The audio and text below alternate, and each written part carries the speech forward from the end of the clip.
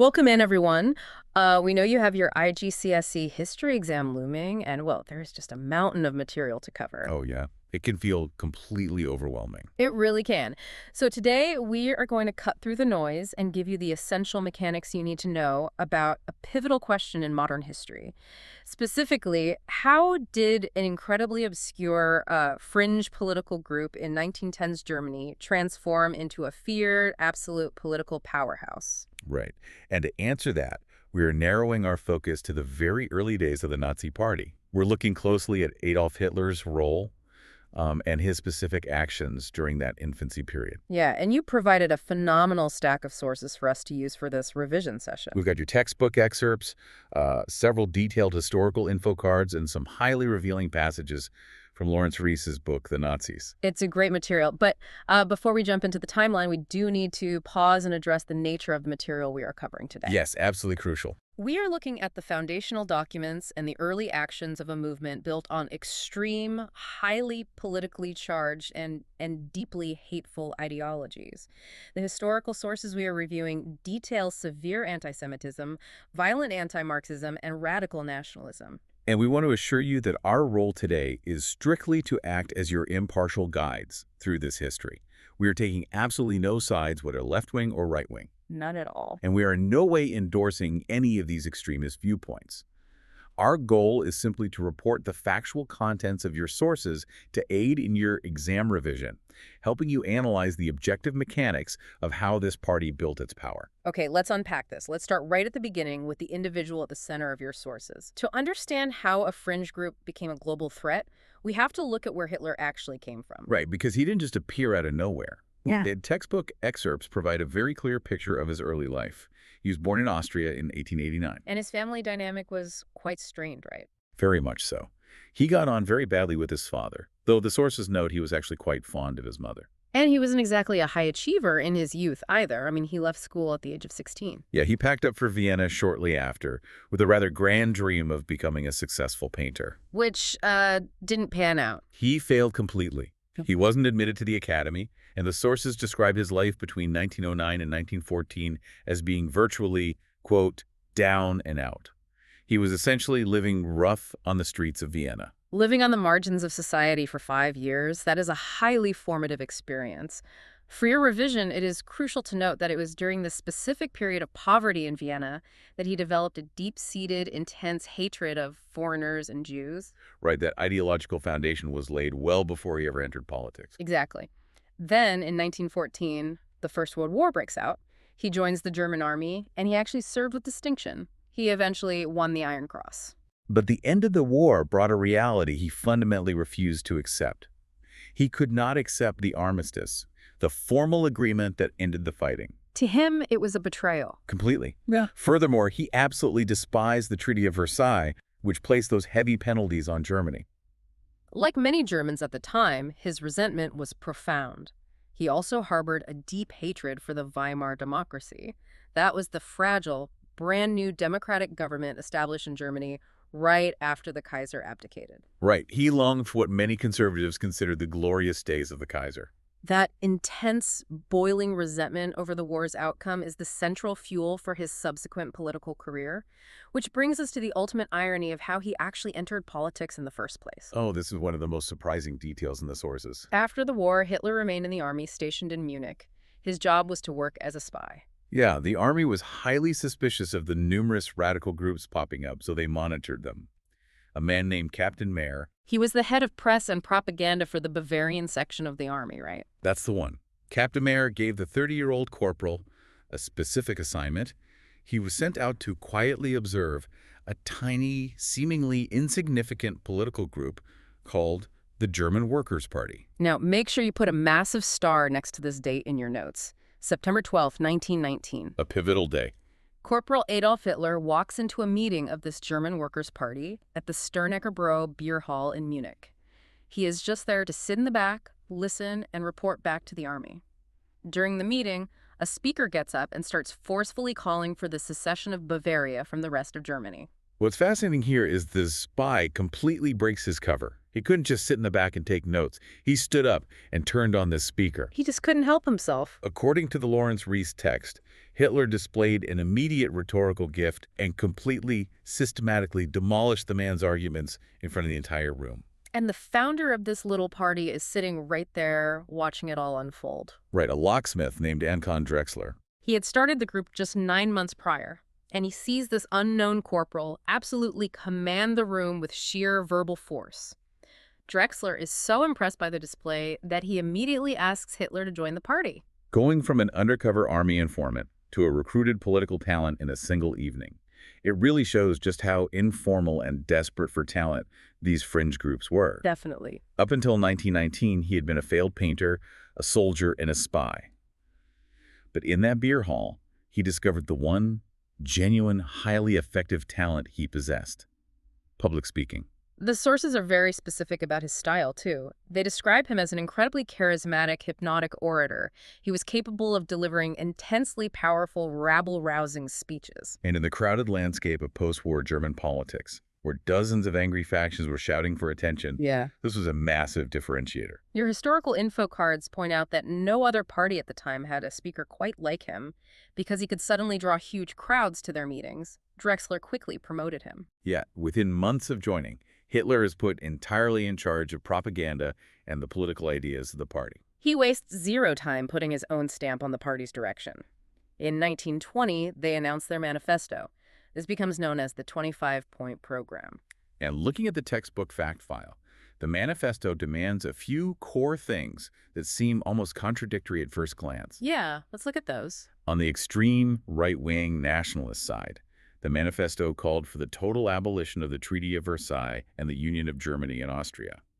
Crucially, it also demanded the strict exclusion of Jews from German life, stating explicitly that only true Germans were to be allowed to live in the country. But then, sitting right alongside those extreme nationalist points, they included policies aimed directly at the working class left. Exactly. They demanded the nationalization of large industries and businesses, alongside generous old age pensions. They tied all of these demands together with a call for a strong central government. It was a highly deliberate, calculated mix of extreme nationalism and socialist economics. Here's where it gets really interesting. They realized that to capture the masses, they couldn't just rely on a written manifesto. They needed to overhaul their entire identity. So in February 1920, they completely rebrand the organization. A total facelift. They changed the name from the rather generic German Workers' Party to the National Socialist German Workers' Party, the Nazis. Merging national and socialist into the title was a cynical, strategic move. It was designed specifically to appeal to both the nationalists on the far right and the socialists on the left simultaneously. Just grabbing everyone who was upset? Exactly. It was about building a political brand that could capture the widest possible demographic of angry, disenfranchised voters. But building a massive brand requires a highly memorable visual identity. Hitler, leaning on his past as a self-proclaimed artist, took charge of designing an emblem that would be instantly recognizable. And that's when he created the infamous flag. A stark red background, a white circle, and a black swastika in the center. That flag transformed them from just another angry political faction into a highly visible household brand. It skyrocketed their visibility, and membership numbers rose sharply as a result. The Lawrence resource provides a brilliant detail for your exam regarding the originality of the Nazis. Oh, I love this part. You might assume that a movement that caused such unprecedented historical devastation must have been born from some dark, highly original blueprint. But was any of this visual identity actually his own creation? What about the swastika or the skull and crossbones we see later on the SS uniforms, or that infamous salute? Absolutely none of it was original. Yeah. He effectively plagiarized the entire visual identity of the party. Unbelievable. The swastika was already a popular symbol among other German right-wing groups long before the Nazis adopted it. The skull and crossbones emblem had been used previously by the German cavalry. Even the stiff-arm Roman salute was lifted directly from the greeting used by Mussolini's fascists over in Italy. So, the defining aesthetics of this terrifying regime were completely borrowed from other movements. The originality didn't matter. What mattered was the striking visibility of the brand. Visibility was everything. But a highly visible brand in the volatile streets of 1920s Munich made you a target.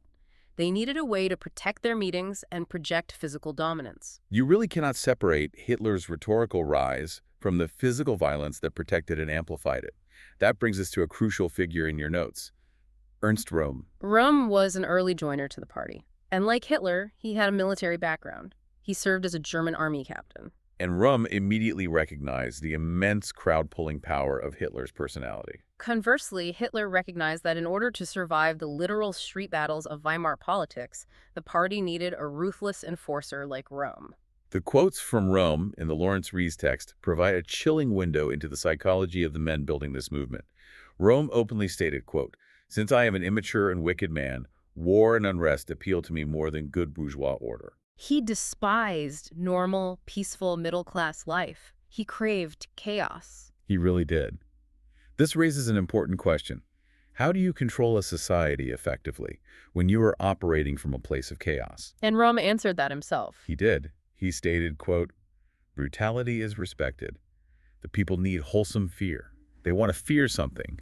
They want someone to frighten them and make them shudderingly submissive." Shudderingly submissive, that is just... Terrifying. It is. That philosophy of relying on wholesome fear became a cornerstone of their strategy.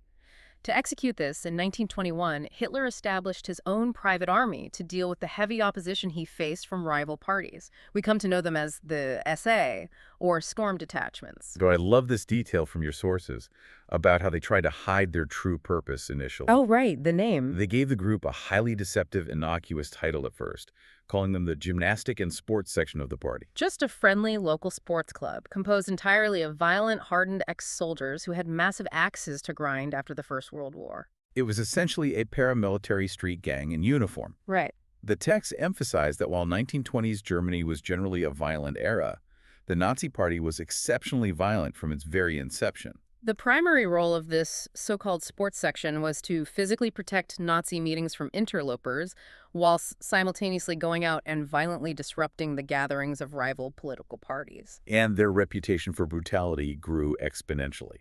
The sources make it clear that pitched battles between Nazi stormtroopers and the followers of opposing parties became a standard, common feature of German political life all the way up until 1933. For Hitler, the SA served an incredibly practical, ruthless purpose. By creating a pervasive culture of fear and physical intimidation, opposition to his movement simply began to fade away. He possessed the physical muscle to swiftly and violently silence anyone who stood against him. And he utilized that muscle not just against external rival parties, but to secure his own absolute dominance internally.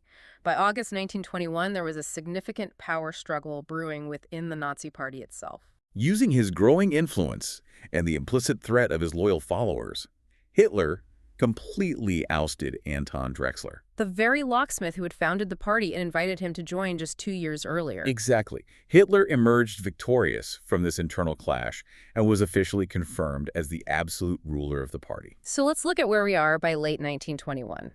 He controls the propaganda megaphone. He has established a highly visible stolen brand. He commands a private army of thugs, and he holds absolute dictatorial control over the party leadership. This is the exact moment we see a massive shift in how the party fundamentally operates. How so? Well, up until this point, they had a 25-point program. Right. But moving forward, the party essentially stopped trading in detailed political manifestos. They rejected democratic processes outright. Right. Instead of trying to debate civic policy, they shifted entirely to demanding deep emotional commitment from their followers, preaching radical revolution. They prioritized raw emotion over political logic. To illustrate how drastic this shift was, your textbook includes a highly revealing quote from Hermann Goering, who would become one of the most powerful figures in the regime.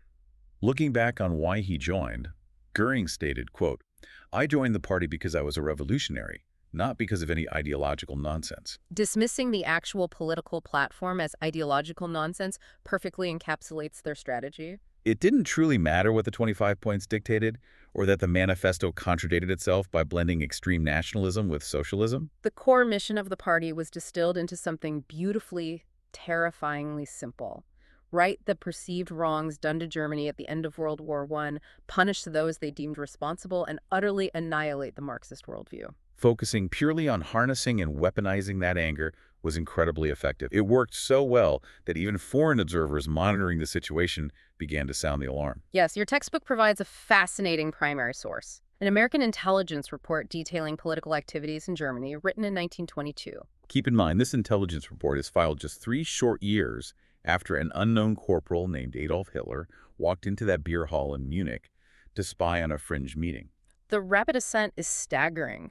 The American Intelligence Report explicitly notes that the National Socialist Party has become the most active political force in all of Bavaria. The official specifically highlights that the party has acquired a level of political influence that is completely disproportionate to its actual numerical strength. They were a relatively small group, but they were punching vastly above their weight class due to their extreme visibility, their violence, and their incredibly loud rhetoric. And the intelligence report identifies exactly why this small group is so disproportionately powerful. It states, quote, Adolf Hitler from the very first has been the dominating force in the movement, and the personality of this man has undoubtedly been one of the most important factors contributing to its success. His ability to influence a popular assembly is uncanny. Uncanny. That is a striking, deeply powerful word for a trained military intelligence official to use in a formal government report. It implies a level of unnatural, almost disturbing control over the crowds he spoke to. So what does this all mean? When you sit down in that exam hall to write your IGCSE history essay, and you are asked to explain how this obscure fringe group transformed into a political powerhouse, the key takeaway is that Hitler did not invent the Nazi Party. No, he hijacked it. He took a tiny, irrelevant group founded by a local locksmith and systematically weaponized it. He utilized his own deeply charismatic, rabble-rousing rhetoric. He executed a calculated, highly cynical rebranding strategy that merged contradictory nationalist and socialist ideas to cast the widest net possible. He adopted entirely unoriginal, borrowed visual symbols to create a striking, unforgettable brand. And crucially, he institutionalized brutal physical violence by creating the essay, trading logical political manifestos for blind emotional commitment and what Rome called wholesome fear. If we connect this to the bigger picture, it reinforces exactly why studying these specific historical mechanics is so vital. Knowledge becomes truly valuable when we grasp the underlying why. Why did these incredibly aggressive contradictory tactics work? Right, what was the context? They succeeded because the environment of post-World War I Germany was fractured, economically devastated, and deeply resentful. Hitler did not create the national anger over the Treaty of Versailles or the loss of the war. He simply discovered how to brand that existing anger, weaponize it through uncanny public speaking, and protect it with paramilitaries like Ernst Röhm. It is a profound masterclass in dark political mechanics. As you wrap up your revision today, it leaves you with a final, provocative thought to consider. Hitler built a regime that changed the course of global history by taking over a tiny fringe group, utilizing borrowed symbols, and promoting a logically contradictory manifesto. It really makes you wonder, How many other fringe movements throughout history possessed similar, highly visible blueprints for chaos, but simply faded away into the background because they lack that one uncanny orator to ignite the powder keg? and, perhaps more importantly, what does that historical reality mean for how we should evaluate and monitor fringe political rhetoric in the world today? That is the exact kind of critical thinking that turns historical facts into deeply relevant knowledge. Something crucial to mull over as you review your notes. Thank you so much for joining us on this deep dive into your source material. We are wishing you the absolute best of luck on your IGCSE history revision. You are going to do great. We will catch you next time.